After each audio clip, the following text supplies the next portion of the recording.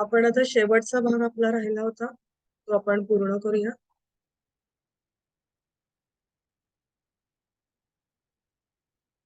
पण मागच्या वेळेला बघितलं होतं की तणावाचं व्यवस्थापन करताना इथे आपण मैत्री करुणा मुदिता इथपर्यंत आलेलो. त्याच्यामध्ये अजून एक भाग आपला राहिला होता की आपण ते जर करताना म्हणजे आपल्याला जो स्ट्रेस आहे तो जर कमी करायचा असेल तर आपल्याला प्रतिपक्ष भावना हे जे आपण शिकलेलो आहे पतंजल योगसूत्रामध्ये, तर ते आपण त्याचा अवलंब आपण जर केला तर आपलं तणावाचं व्यवस्थापन हे होऊ शकतं. तर इथे प्रतिपक्ष भावना म्हणजे काय कोण सांगेल? प्रतिपक्ष भावना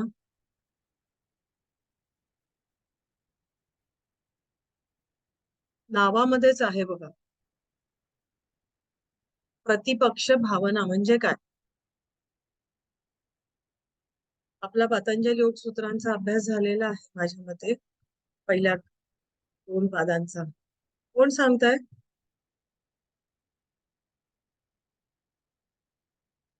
ठीक आहे. प्रतिपक्ष भावना म्हणजे काय आपल्याला माहितीये आणि प्रतिपक्ष म्हणजे उलट दुसरी भावना म्हणजे आपल्या मनामध्ये जी भावना आहे तर त्याच्या उलट असलेली भावना आपण मनामध्ये आणायची. तर ती कशी म्हणजे तुमचा ताण ज्या वेळेला वाढतो तो कसा वाढतो? तुम्हाला राग आला, नैराश्य आलं वगैरे की तुमचा ताण वाढतो बरोबर. तर मग राग आला तर रागाच्या अपोजिट भावना कोणती आहे बरं सांगा? रागाच्या अपोजिट भावना प्रेमाची भावना आहे. हो की नाही? तर मग आपण जर प्रेमाची भावना आपण मनामध्ये आणली, त्या व्यक्तीबद्दल म्हणा, म्हणजे त्या व्यक्तीच्या समजा तुम्हाला काही अनुभव नसेल, तर तुमच्या आयुष्यामध्ये जे काही प्रेमाचे क्षण आहेत, ते तुम्ही मनात आणले, तर आपोआप आपल्याला आपलं मन आहे ते बदलायला लागतं. आपल्या हॉर्मोन्स आहेत ते चेंज व्हायला लागतात आणि तुमचा जो ताण आहे ना, तो कमी व्हायला लागतो. म्हणजे आपण समजा एखादी आई आपल्या मुलावरती चिडली, खूप राग आलाय आणि ती त्याला ओरडते. पण हा राग जर तुमचा ॲक्चुअली ते वड्याचं तेल वांग्यावरच बऱ्याच वेळा आईचं मुलावरती निघत असतं. हं, राग कुठलाच असतो आणि तो निघतो मुलांवरती. मग त्यावेळेला आपण मुलाला जर प्रेमाने जवळ घेतलं, तर आपोआप तुमचा राग शांत होतो. किंवा जर आपण सासू-सुनेचं भांडण म्हटलं, तर त्याच्यामध्ये सुद्धा काय होतं, की व्यक्ती वाईट नसते. ते नातं थोडंसं नाजूक असतं आणि त्याच्यामुळे प्रॉब्लेम्स असतात सगळे. पण बऱ्याच वेळेला जर सुनेनेही असा विचार केला, की आपल्याला काही होतं त्यावेळेला आपली आई येत नसते आपलं काही करायला. आपली सासू करत असते किंवा सासूनेही लक्षात ठेवायचं लेकी किती मायेच्या वाटल्या, तरी आपलं करायला आपली सून असते जवळ. लेक प्रत्येक वेळेला धावून येऊ शकत नाही. मग तिच्या काही जर प्रेमाचे काही तिने आपल्यासाठी केलेल्या काही गोष्टी असतील त्या तुम्ही मनामध्ये आणल्या, तर तुमचा राग आहे तो तुमचा आपोआप कमी व्हायला लागतो. म्हणजे निदान काही दिवस राहत असेल तर तो काही तासांवरती येतो, काही तासांवरून काही मिनिटांवरती येतो, अशा प्रकारे. म्हणून प्रतिपक्ष भावना ही माझ्या मते सगळ्यांनीच आपल्या आयुष्यामध्ये त्याचा अवलंब केला ना, तर आपल्याला रागाची इंटेन्सिटी ही पटकन नॉर्मलवरती येते आणि आपण त्याच्यातून लवकर बाहेर पडू शकतो. आता इंडस्ट्रीजमध्ये आपण जपानचं जर उदाहरण घेतलं, तर त्याच्यामध्ये एक उदाहरण नेहमी दिलं जातं, की जपानमधले जे इंडस्ट्रीज आहेत, तर तिथे झेन मेडिटेशन तुम्ही मेडिटेशनचे वेगवेगळे प्रकार शिकला असाल, तर त्याच्यामध्ये झेन मेडिटेशन हा एक प्रकार आहे. तर ते मेडिटेशन नेहमी केलं जातं आणि त्या कंपन्यांमध्ये म्हणजे एका हॉलमध्ये ऑफिसर्स लोकं सुद्धा येतात आणि त्याचबरोबर कामगार लोकं पण येत असतात. म्हणजे एकाच प्लॅटफॉर्मवरती वरिष्ठ अधिकारी आणि जे कामगार लोक आहेत ते सगळे येत असतात, बरोबर? आणि ते एकत्र येऊन तिथे ते झेन मेडिटेशनचे प्रॅक्टिस करत असतात. आणि त्याच्यामध्ये आपण आपण बघतो ना, की आपण प्रत्येकाच्या घरामध्ये देवघर असतं. देव सगळीकडे असतो.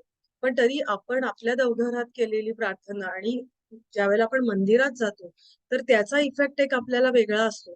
का असतो? तिथे सामूहिक चेतना असते. म्हणजे आपली लेव्हल जरी लो असली त्यावेळेला, तरी कोणाची तरी हाय लेव्हल असते आणि त्याचा पॉझिटिव्ह इफेक्ट आपल्या मनावरती होत असतो. हे कलेक्टिव्ह कॉन्शियसनेस म्हणजे सामूहिक चेतनेचा हा परिणाम असतो.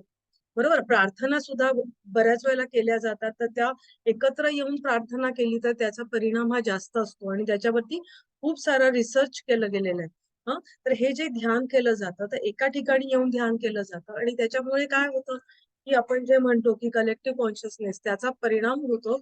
आणि याचा परिणाम काय होतो, आता उद्योगधंद्याशी संबंधित विचार केला तर याच्यातनं प्रोडक्शन तुमचं जास्त चांगल्या प्रकारे वाढतं. आता कसं वाढतं, तर जिथे ऑफिसर्स वरिष्ठ अधिकारी आणि कनिष्ठ अधिकारी सगळे एकत्र येतात आहेत, तर म्हटल्यावरती त्यांचं बोलणं चालणं ह्या गोष्टी होतच असतात की नाही. आणि त्याच्यामुळे त्यांच्यातली दरी आहे ना ती कमी व्हायला लागते आणि त्याचा पॉझिटिव्ह इफेक्ट हा त्यांच्या प्रोडक्शन वरती झालेला दिसून आलेला आहे. आता त्यांनी म्हटलं की याच्यातून त्यांच्या अनेक प्रकारच्या समस्या सुटलेल्या आहेत. अतिंद्रिय ध्यानाने म्हणजे अतिंद्रिय ध्यान म्हणजे ट्रान्सेंडेंटल मेडिटेशन, त्याच्यामुळे गुन्ह्यांचं प्रमाण कमी झालेलं आहे असं त्यांनी म्हटलेलं आहे. तर इथे आपलं हे संपलेलं आहे. हे काही पुस्तकांमधल्या ओळी इथे घेतलेल्या आहेत की म्हणजे गरिबांसाठी प्रकाश घ्यावा स्वामी विवेकानंदांनी म्हटलंय, पण श्रीमंतांकडे अधिक प्रकाश द्या, कारण का तो प्रकाश परत आणखीन त्या दुसरीकडे ते वाटतील वगैरे अशा अर्थाने. तर आता इथे कोणाला काही विचारायचं आहे का? आपण इथे आपला संपलेला आहे हा.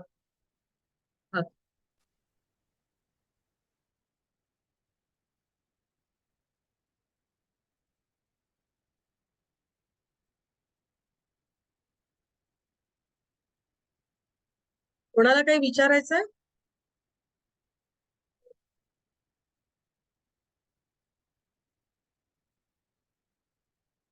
कोणाला काही विचारायचंय का?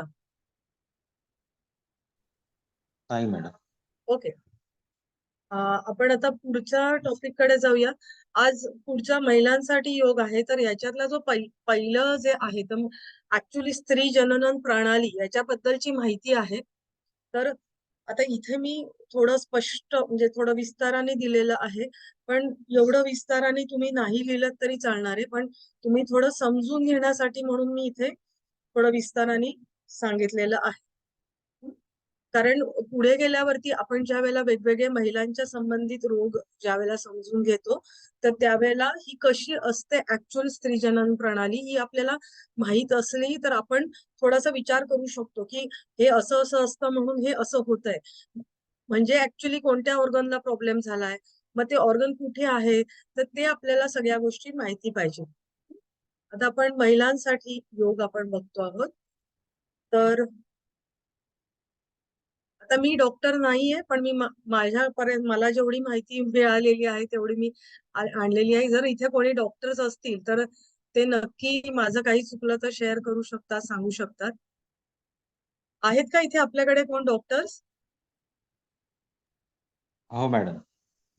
ओके. माझं काही चुकलं तर सांगा किंवा ऍडिशनल तुम्ही सांगत असाल तर ऑलवेज वेलकम. चालेल. आता महिला प्रजनन प्रणाली, आता आपण ती कशी असते वगैरे आपण बघूया. आता हे आपण एक चित्र इथे सर्वसाधारणपणे बघूया. तर याच्यामध्ये हा जो मधला भाग आहे, हा एक भाग, त्याच्यानंतर हा एक भाग, आपण वेगवेगळे भाग आपण फक्त आधी चित्र मध्ये बघूया. हा एक भाग, त्याच्यानंतर ह्या ट्यूब्स, बरोबर, या ट्यूब्स आणि या ट्यूब्स मधून निघणारे पोटासारखे पदार्थ आहेत ते एक. हे लक्ष बघायचे. आणि आता हा एक आपण पेयर आहे की नाही, पेयर असतं तर ते मधून कापल्यावरती ते असं उलट ठेवलं आणि कापलं तर तो कसा भाग दिसेल, तसा हा भाग दिसतो. हा एक भाग आणि हा खालचा एक भाग आहे ना, तो एक भाग. आता याची नावं आपण हळूहळू बघणार आहोत, कशी आहेत काय आहेत ते. आता याच्यामध्ये ओव्हरीज आपण म्हणतो त्या ह्या इथे ओव्हरीज आहे. हे आहे, हे युटेरस आहे, बरोबर. हा मधला भाग आहे, हा युटेरस आहे. हा खालचा जो उभा भाग आहे हा वजायनाचा आहे.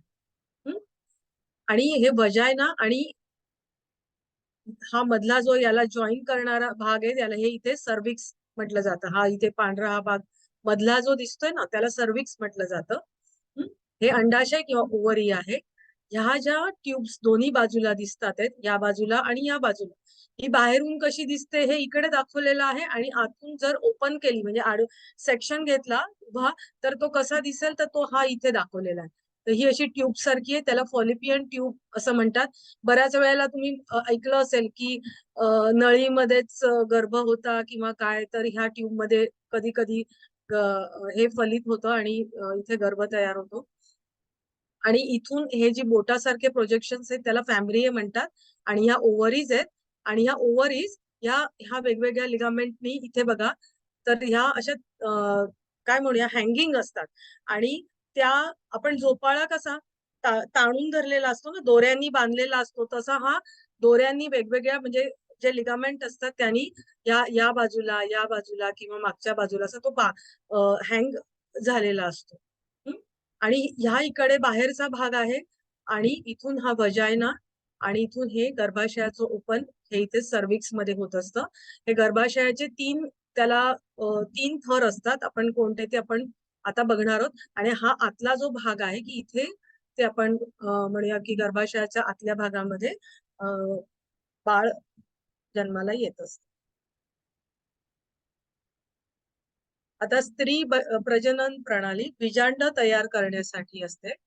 9 महिन्याच्या आत परिपक्व होईपर्यंत गर्भामध्ये फलित किंवा बीजांड विकसित करण्यासाठी असते.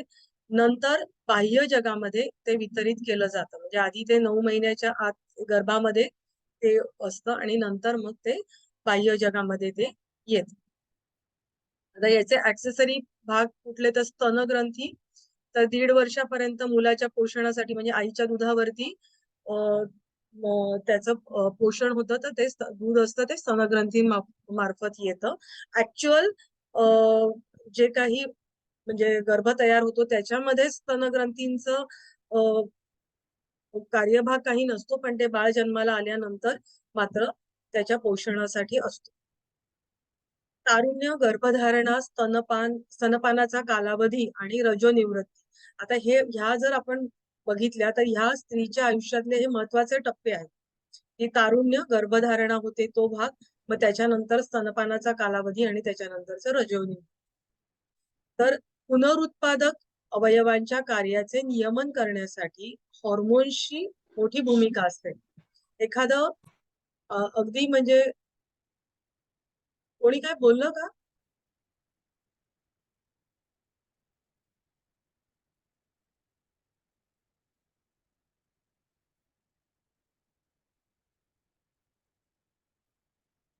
आता ह्या सगळ्या म्हणजे अ, बाळ आपल्याला जन्माला येण्याच्या आधीपासूनच सगळ्या गोष्टी ह्या आपल्या हॉर्मोन्स वरती अवलंबून असतात. हे आपल्या सगळ्यांनाच माहिती आहे. त्याच्यामध्ये खूप मोठा भाग म्हणजे अगदी नंतर बाळाला दूध देणं इथपर्यंत पुढेपर्यंत त्या हॉर्मोन्सचं प्रमाण नीट असणं आणि व्यवस्थित असणं हे गरजेचं असतं. आणि नंतर रजोनिवृत्तीच्या काळामध्ये पण आपण बऱ्याच वेळेला म्हणतो की हॉर्मोनचा इम्बॅलन्स झाला म्हणून प्रॉब्लेम झालाय, किंवा ज्या स्त्रिया रेग्युलरली योगाचा सराव करता आहेत तर त्यांना रजोनिवृत्तीचा त्रास हा होत नाही. बऱ्याच वेळेला त्यांचं ते म्हणजे केव्हा आले आणि केव्हा गेलं हे कळत नाही, कारण का त्या रेग्युलरली योगाचा अभ्यास करत असतात म्हणून. हा एक आमचा चांगला अनुभव आहे की रजोनिवृत्तीच्या काळात बायकांना आधीपासूनच जर ज्या योगा करत असतील त्यांना खूप फायदा होतो. आता हे सगळे जे स्त्री जे प्रजनन प्रणालीचे जे काही अवयव आहेत तर ते कुठे असतात, तर आपला पेल्विक रिजन आहे किंवा त्याला श्रोणी पोकळी म्हटलं जातं. तर त्याच्यामध्ये सुरक्षित असतात. आता मला सांगा पेल्विकचा रिजन म्हणजे कोणता असतो? पेल्विकचा रिजन म्हणजे कोणता असतो? पेल्विस कमरेच्या खालचा भाग. कमरेच्या खालचा भाग, बरोबर. खालच्या बाजूला इथे पेल्विक फ्लोअर असतो आणि त्याच्यावर तो गर्भाशय तिथे स्थित असतो, बरोबर. आता बायकांचं तुम्ही जर म्हणजे आपण कमरेचा भाग बघितला तर स्त्रियांची कंबर किंवा कमरेचं हाड हे मोठं असतं आणि पुरुषांचं कमरेचं हाड हे छोटं असतं. आता बायकांचं मोठं रुंद असं का असतं? मोठं म्हणजे रुंद रुंद का असतं? तर त्या ठिकाणी गर्भाची वाढ होणार असते आणि त्याच्यासाठी ते स्त्रियांचं जो पेल्विस आहे ते मोठं असतं, व्यास त्याचा मोठा असतो. तर हे आपण चित्र बघितलंय सगळ्यांनी. आता एक एक स्लाइड जाऊया. मुख्य भाग त्याच्यातले कुठले, तर 2 अंडाशय, अंडासारखे भाग बघितले, फॉलोपियन ट्यूब 2, गर्भाशय आणि योनी. त्याचे सहाय्यक भाग कुठले, तर अस्थिबंधन म्हणजे ते जे आपण हे जे बघितले ते अस्थिबंधन,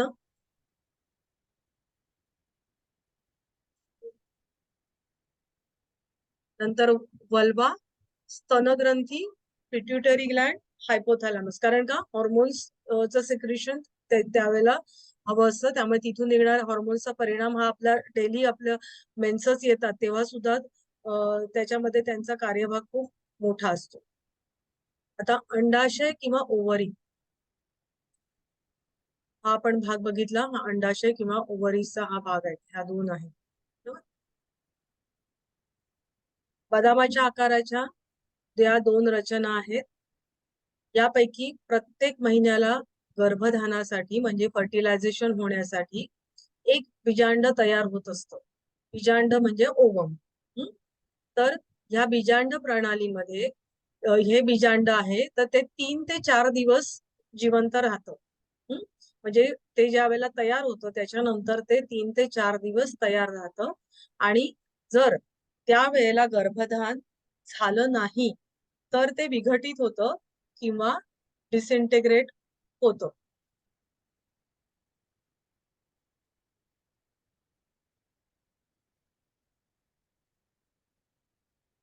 आता फॉलिपियन ट्यूब, आता ही त्या 2 आपण ट्यूब सारख्या स्ट्रक्चर्स दोन्ही बाजूला बघितल्या या, बरोबर.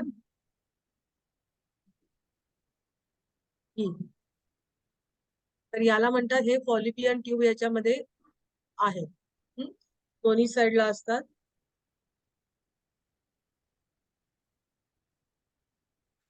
या सुमारे 10 सेंटीमीटर लांब असतात. ते शुक्राणूंना बीजांडापर्यंत पोहोचण्यासाठी किंवा आता शुक्राणू केव्हा बीजांडापर्यंत पोहोचणार, ज्यावेळेला इंटरकोर्स होतो त्याच्यानंतर जे शुक्राणू स्त्रीच्या शरीरामध्ये येतात तर त्यांना बीजांडापर्यंत पोहोचवण्याचं काम जे आहे तर किंवा फलित बीजांड गर्भाशयाकडे नेण्यासाठी ते मार्ग म्हणजे तो एक मार्ग आहे त्या नळ्या म्हणजे एकमेकांकडे नेण्यासाठी केलेल्या. अंडाशयाच्या जवळ असलेल्या ट्यूबच्या किंवा नरसाळ्यासारख्या जे फनेलच्या आकाराचं आपण इथे बघितलं, हे जे फनेलच्या आकाराचं असं बघितलं, हे दोन्ही साईडला इथे आहे बघा.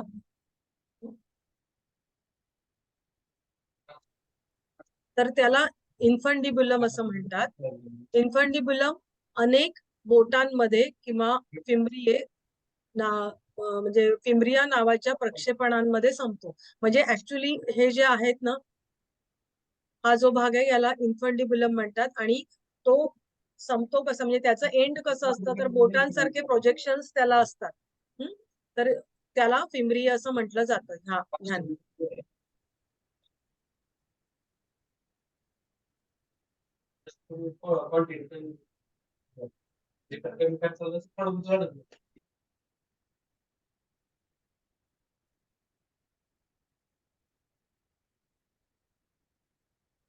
इथपर्यंत समजलेलं आहे.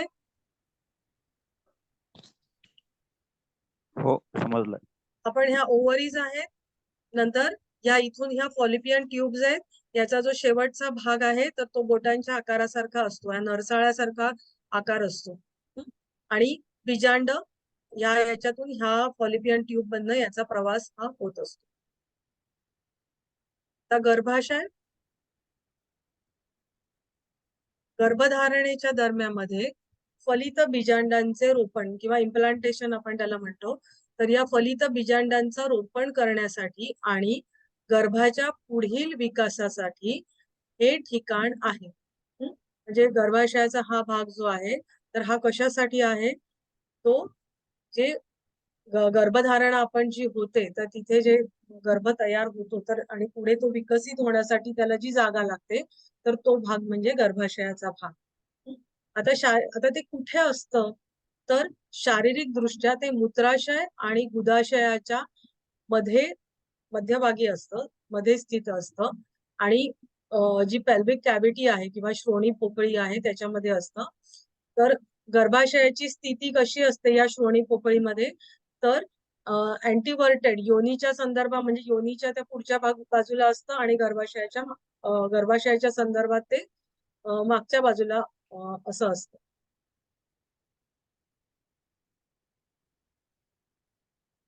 गरोदर नसलेल्या महिलांमध्ये नसलेल्या महिलांमध्ये ते 7.5 सेंटीमीटर लांब ते 5 सेंटीमीटर रुंद असं असतं आणि गर्भधारणेच्या दरम्यान मध्ये ते मोठं होतं आणि रजोनिवृत्तीच्या काळात ते संकुचित होतं. म्हणजे गर्भाशयाची जी आकार आहे तो बदलत जातो. गर्भधारणेच्या दरम्यान आपण बघतो की बाईचं पोट खूप मोठं मोठं होत जातं आणि पण ते पुन्हा नॉर्मलला येतं आणि तुम्ही नंतर स्त्रीचे जसं वय वाढत जातं आणि रजोनिवृत्तीला येतं त्यावेळेला ते संकुचित होत जातं इतकं की रजोनिवृत्तीच्या काळात अंगठ्या एवढं म्हणजे अगदी एवढं ते लहान होतं.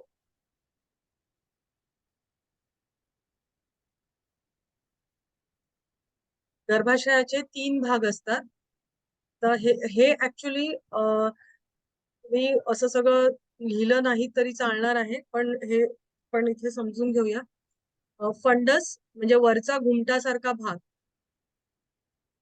म्हणजे आपण जे म्हटलं की हा जो वरचा भाग आहे, हा जो भाग आहे घुमटासारखा, तो भाग आपण अगदी पेर आपण उलट धरल्यावरती कसं दिसेल ना, तशाच प्रकारे हे दिसत असतं.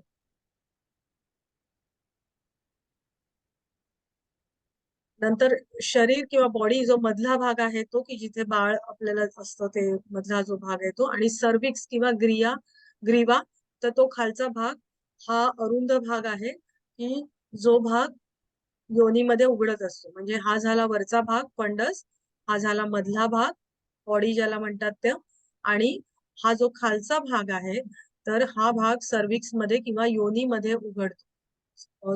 सॉरी, याला सर्विक्स म्हणतात की तो हा इथे योनीमध्ये वजायनामध्ये ओपन होतो.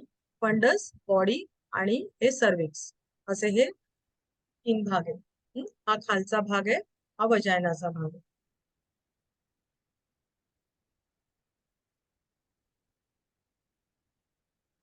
गर्भाशयाच्या आतील पोकळीला गर्भाशयाची पोकळी असं म्हणतात, म्हणजे युटेराईन कॅव्हिटी असं म्हणतात. आता गर्भाशयाची पोकळी म्हणजे तुम्हाला चित्रामधनं लक्षात आलं असेल की हे जे आतमध्ये थोडस व्हाईटिश पार्ट दाखवलेलं आहे, तर याला युटेराईन कॅव्हिटी असं म्हटलं जातं.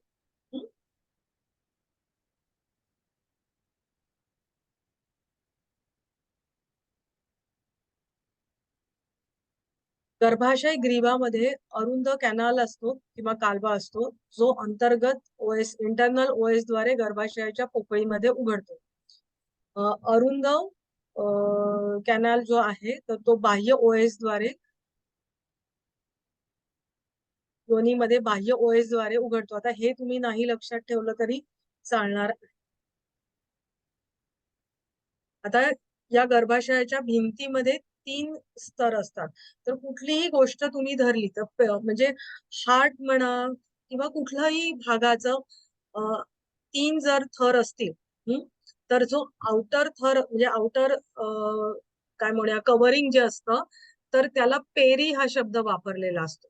हा, मधला जे थर असतो त्याला मायो हा शब्द वापरलेला असतो आणि आतला जो थर असतो त्याला एंडो हा शब्द वापरलेला असतो. आपण जर हार्टचं म्हटलं तर हार्टच्या संदर्भामध्ये तुम्ही कसं सांगाल मला सांगा बरं. बाहेरचा थर आहे हार्टचा, तर त्याला काय म्हणणार. हार्टचं जे वरचं लाइनिंग असतं तर त्याच्यात त्याला ते सुद्धा 3 थरांनी बनलेलं असतं. मग बाहेरचं थर आहे त्याला काय म्हणणार. पेरिकार्डियम. पेरिकार्डियम. मधलं काय येणार. मायोकार्डियम. मायोकार्डियम आणि नंतर एंडोकार्डियम. एंडोकार्डियम. तसं म्हणजे कुठली गोष्ट आउटर जर तुम्हाला लक्षात ठेवायची असेल तर त्याला पेरी शब्द वापरलेला असतो. आतला अगदी आतला असतो शब्द म्हणजे थर असेल तर त्याला एंडो हा शब्द वापरलेला असतो. तर आता इथे बाह्य भाग आहे गर्भाशयाचा अगदी बाहेरचा थर आहे तर त्याला पेरिमेट्रियम म्हटलं जातं. जो मधला भाग आहे तर त्याला म्हटलं जातं मायोमेट्रियम आणि जो आतला भाग आहे तर त्याला म्हटलं जातं एंडोमेट्रियम. म्हणजे अगदी आतल्या पोकळीच्या जवळ जो भाग आहे त्याला म्हटलं जातं एंडोमेट्रियम. तर एंडोमेट्रियम ही हायली वस्क्युलराइज रचना म्हणजे ती अशी असते. तर म्हणजे काय असतं, तर आतला जो भाग असतो तर तिथे आता व्हेसल्स, इंग्लिशमध्ये व्हेसल्स कशाला म्हटलं जातं? वाहिनी इंग्लिशमध्ये वाहिन्या. वाहिनी रक्तवाहिन्यांना, बरोबर, वाहिन्यांना म्हटलं जातं. म्हणून कार्डिओ व्हॅस्क्युलर सिस्टीम असं म्हटलं जातं. कार्डिओ म्हणजे हार्ट, व्हॅस्क्युलर म्हणजे व्हेसल्स, म्हणजे लाल रक्तवाहिन्या आणि बाकीच्या म्हणजे लाल म्हणजे रोहिणी आणि नीला, बरोबर. तर व्हॅस्क्युलराइज्ड आहे म्हणजे काय, तर आता तुम्हाला लक्षात येईल की तिथे रक्तवाहिन्या ह्या जास्त प्रमाणामध्ये या एंडोमेट्रियम म्हणजे आतल्या भागामध्ये असतात. म्हणजे तुम्हाला हे कळलं का, की गर्भाशयाचा जो आतला भाग आहे ना, अगदी आतला भाग, तर त्याच्यामध्ये खूप प्रमाण म्हणजे याचं रक्तवाहिन्यांचं जाळं हे आतल्या भागामध्ये जास्त प्रमाणात पसरलेलं आपल्याला दिसून येतं.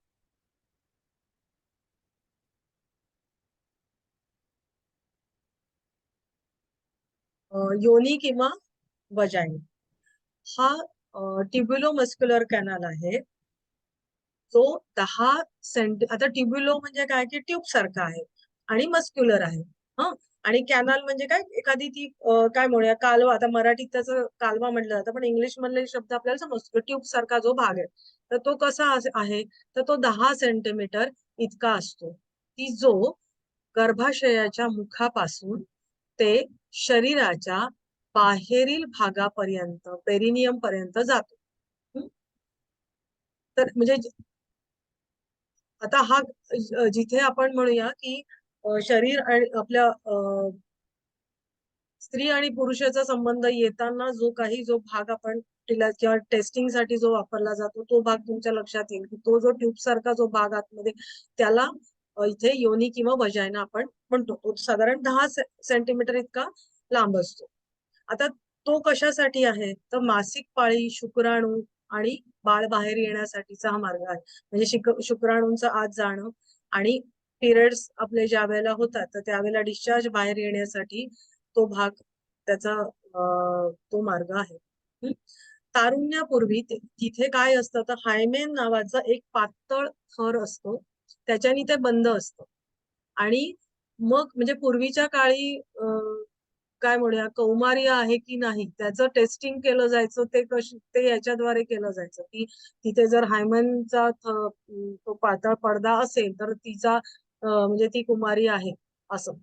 पण आता काय होतं, बऱ्याच वेळेला जी कष्टाची कामं केली जातात किंवा सायकलिंग वगैरे केलं जातं किंवा अशा प्रकारे म्हणजे असं जर काही कष्टाचं काम असेल किंवा काही व्यायामाचे प्रकार केले जातात किंवा जे स्पोर्ट्समन असतात त्यांचं सुद्धा हे बऱ्याच वेळेला हे हायमन आधीच त्यांचं रप्चर झालेलं दिसून येतं. म्हणजे ते प्रत्येक वेळेला पहिल्या इंटरकोर्सच्या वेळेलाच ते हे होणारे असं नसतं. योनी, आता ह्या योनीमध्ये काय असतं, तिथे एक स्त्रव पाझरत असतो. डिस्चार्ज तिथून निघत असतो. तर तो कसा असतो, तो आम्लीय द्रव पदार्थ असतो, ऍसिडिक असतो तो. तर तो ऍसिडिक का असतो, तर बॅक्टेरियाच्या तिथे म्हणजे फंगल इन्फेक्शन होऊ नये, बॅक्टेरियाचं इन्फेक्शन होऊ नये, म्हणजे त्यांच्या वाढीला प्रतिबंध करण्यासाठी तिथून जो डिस्चार्ज निघतो तो ऍसिडिक असतो. बऱ्याच वेळेला हा डिस्चार्ज जर जास्त प्रमाणात आपण पुढे स्टडी करणार आहोत की हा जर डिस्चार्ज जास्त प्रमाणामध्ये जर स्त्रवला तर बरेच डिसीजेस आपल्याला स्त्रीला होत असतात योनीच्या संदर्भामध्ये. लिगामेंट्स असोसिएटेड विथ युटेरस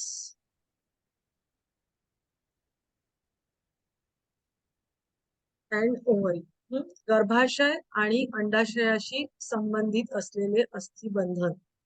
तर ते काय आहे, ब्रॉड लिगामेंट्स. आता ही नावं इंग्लिश मधनच आहेत, तर ही तुम्ही तशीच म्हणजे हे करायचंय, लक्षात ठेवायचे, कारण याला मला मराठीतनं काही मिळाली नाही. जर कोणाला मिळाली तर तुम्ही जरूर शेअर करू शकता. हा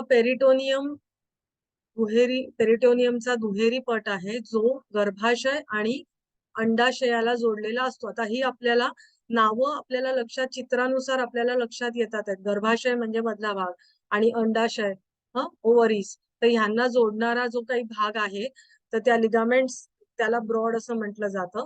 दोन्ही बाजूंचे रुंद अस्थिबंधन फुलपाखरांच्या पंख्यांसारखे दिसतात, कारण हे अंडाशय असतात ते हँगिंग असतात, तर मग त्यांना एका ठिकाणी राहिले पाहिजेत म्हणून हे सगळे लिगामेंट्स असतात. डिंब ग्रंथी ओव्हेरियन अस्थिबंधन हे अंडाशय ते गर्भाशयाला जोडलं जातं. सस्पेन्सरी लिगामेंट ते गर्भाशय आणि अंडाशय यांच्या पेल्विक भिंती आहेत तर त्याला जोडलं जातं. युटेरोकोस्टल लिगामेंट ते गर्भाशयाला सॅक्रम शी जोडलं जातं.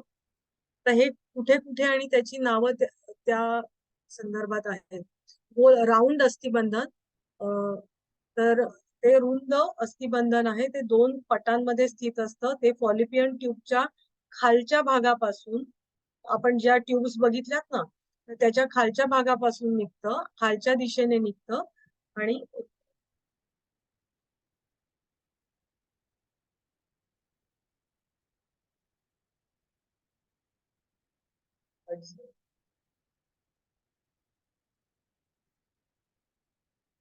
योनीचा भाग म्हणजे हे आता आपण जर हे लिगामेंट्स बघितले तर ते असतात कशासाठी, तर जे अंडाशय आहे तर ते एका ठिकाणी व्यवस्थित राहण्यासाठी वेगवेगळ्या बाजूंनी ते लिगामेंट्स असतात की त्यामुळे ते एका ठिकाणी व्यवस्थित राहतं, कारण त्याला असं ते कुठेही काय म्हणूया अटॅच नाही. आता हे बाकीचे भाग एक दुसऱ्यांना अटॅच आहेत, तसं ते नसतं.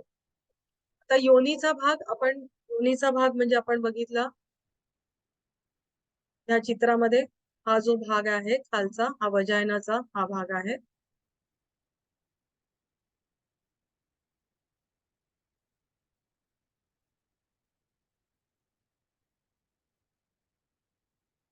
योनी हा जननेंद्रियांचा बाह्य भाग आहे. यात त्वचेचे 2 पट असतात. एक मोठा पट असतो त्याला लॅबिया मेजोरा असं म्हटलं जातं, आणि जो लहान म्हणजे एकमेकांवरती ते फ्लॅप असतात तर त्यांना जो आतला लहान असतो त्याला मायनोरा, लॅबिया मायनोरा, मोठा म्हणून मेजोरा आणि लहान म्हणून मायनोरा असं म्हटलं जातं. आता क्लायटोरिस हा इरेक्टाईल टिश्यू असतो आणि नसा यांचा एक दंडगोलाकार भाग असतो. हा लॅबिया मेजोराच्या पूर्ववर्ती किंवा अँटेरियर जंक्शन वरती असतो. म्हणजे थोडक्यामध्ये स्त्रीचं जिथून युरिन चा भाग बाहेर जो दिसतो त्याच्या तो भाग हा आहे, आणि त्या भागाच्या वरती जे टिश्यूज असतात की जे इरेक्शन करू शकतात तर त्यांना तो भाग हा क्लायटोरिस हा भाग आहे. लॅबिया मायनोराच्या दरम्यानच्या भागाला वेस्टिबल असं म्हणतात, ज्यामध्ये मूत्रमार्ग आणि योनी मार्गाचा प्रवेश असतो. योनी मार्गाच्या दोन्ही बाजूला बार्थोलिन ग्रंथी असतात, ज्या लैंगिक संभोगाच्या दरम्यान स्नेहनासाठी द्रव पदार्थ सिक्रेट करतात. म्हणजे संभोगाच्या दरम्यान जो काही सिक्रेशन येतं तर ते जे सिक्रेशन आहे तर ते या बार्थोलिन ग्रंथींच्या मार्फत येत असत. आता हे आपण ऍक्च्युअल गर्भधारणा होते किंवा ऍक्च्युअल आपली जी काही स्त्रीची जननन संस्था आहे त्याचे भाग बघितले, पण त्याच्याशी संबंधित अजून ऍक्सेसरी जे भाग असतात तर ते म्हणजे काय असतात, तर स्तनग्रंथी, मॅमरी ग्लँड्स असं म्हटलं जातं. तर ते म्हणजे हे 2 गोलार्ध म्हणजे असलेले भाग आहेत की जे पेक्टोरॅलिस मेजर आणि सेराटस च्या अग्रभागी च्या आधीच्या भागात स्थित असतात. आता हे सगळे क्लिनिकल टर्म्स आहेत. गोलार्धाच्या मध्यभागी स्तनाग्र, म्हणजे त्यात जो मध्यभाग असतो त्याला स्तनाग्र, आपण स्तनाग्र नावाचा रंगद्रव्य असलेला भाग असतो. दूध वाहून नेणाऱ्या डक्ट्स त्याला म्हणतात लॅक्टिफेरस डक्ट्स किंवा लॅक्टिफेरस नलिका स्तनाग्रांमधून उघडत असतात. म्हणजे जो रंगद्रव्य असलेला डार्क कलरचा जो भाग असतो तिथून ह्या दूध वाहून आणणाऱ्या नलिका उघडत असतात. आता आतून जर बघितलं तर आंतरिकरित्या स्तनग्रंथींमध्ये लोब्युल्स नावाचे अनेक भाग असतात. प्रत्येक लोब्युल मध्ये अनेक ग्रंथी असतात, त्या दूध निर्माण करत असतात, त्यांना अल्व्हिओली म्हणतात. हा म्हणजे आतमध्ये त्या प्रत्येक त्या लोब्युल्स मध्ये या दूध निर्माण करणाऱ्या ग्रंथी असतात. ग्रंथींमधून दुधाच्या नलिका निपलकडे धावतात. म्हणजे आपण ज्या ह्या सगळ्या ज्या लोब्युल्स मध्ये दूध निर्माण करणाऱ्या ग्रंथी येतात तिथून या दुधाच्या नलिका निपल्स कडे येत असतात. लोब्युल मध्ये फॅटी टिश्यू असतात. आता त्या फॅट्स असतात म्हणूनच आपल्या स्तनाचा आकार हा मोठा असतो. पिट्युटरी आणि हायपोथॅलॅमस हे मासिक पाळीच्या यंत्रणेशी संबंधित ह्या म्हणजे ग्रंथी आहेत. तर इथपर्यंत आपला हा जो सुरुवातीचा जो पार्ट आहे तो आपला संपलेला आहे. तर कोणी काही शेअर करू शकता डॉक्टर लोक? अजून काही राहिलं असेल किंवा अजून काही सोपं करून सांगू शकत असाल?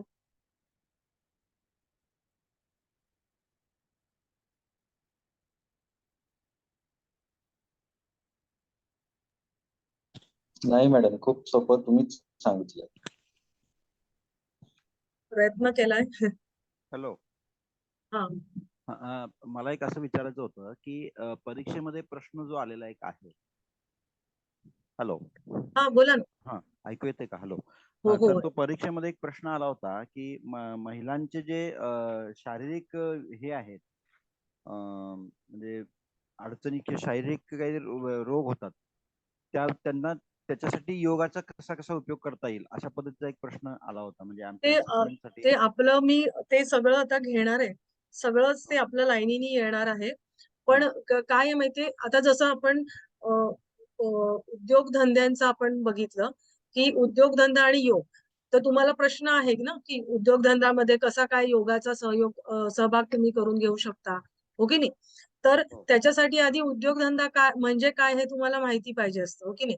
हो. तर तसंच आता आपण महिलांसाठी योग ज्या वेळेला म्हणतो, तर आधी महिलांची शरीर रचना आणि पुरुषाची शरीर रचना हे फरक तुम्हाला माहिती पाहिजे ना. म्हणजे तर त्याच्यासाठी आधी आपण ही रचना आधी समजून घेतलेली आहे आणि मग ह्या रचनेनुसार तुम्हाला रोग आपोआप मग कळायला लागतील. आणि मग रोग कळला ना, आता तुम्हाला बेसिकली जसं मी तुम्हाला म्हटलं की कुठल्या आता तणाव जर निर्माण झाला तर तुम्ही काय देणार त्यांना योग, हे तुम्हाला माहित आहे.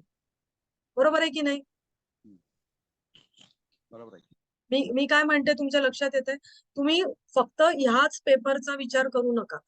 कुठल्याही आता तुम्ही एवढा सगळा अभ्यास करता आहात, तुमच्याकडे कुठलाही पेशंट आला तर तुम्हाला तो कोणत्याही वेगळ्या कारणामुळे असेल, स्ट्रेसमध्ये आहे, तर तुम्ही त्याला काय द्यायचं सुरुवातीला तुम्हाला हे अगदी कळतंय आता. हं? बरोबर? मग आता त्याची कंबर दुखते. आता एखादी स्त्री जर तुम्ही विचार केली की मासिक पाळी तिला आलेली आहे आणि तिची कंबर दुखते, तिच्या पोटऱ्या दुखतायत, तर तुम्ही तिला काय ऍक्च्युअल मासिक पाळीमध्ये तिला काहीच तुम्ही तिला देऊ शकत नाही. शारीरिक कष्टाचं काहीही देऊ शकत नाही. तिला तुम्ही रिलॅक्सेशनच देऊ शकता. हे तुम्हाला प्रत्येक वेळेला तुम्हाला समजणार. म्हणजे तुम्ही कुठलंही आसन ज्या वेळेला शिकता त्यावेळेला त्याच्यात म्हटलेलं असतं, हाय बीपी वाल्यांना हे द्यायचं नाही, हार्ट वाल्यांना हे द्यायचं नाही, मासिक पाळी किंवा गर्भधारणेच्या वेळेला तुम्ही हे द्यायचं नाही. हे असं तुम्हाला सांगितलेलं असतं. बरोबर आहे की नाही? हं? एवढं तुम्हाला कळतंय. मग तुम्हाला आता आपण एकदा स्त्रीची रचना बघितल्यानंतर त्या संबंधित आपण त्याचे रोग पण आपण बघणार आहोत. हं?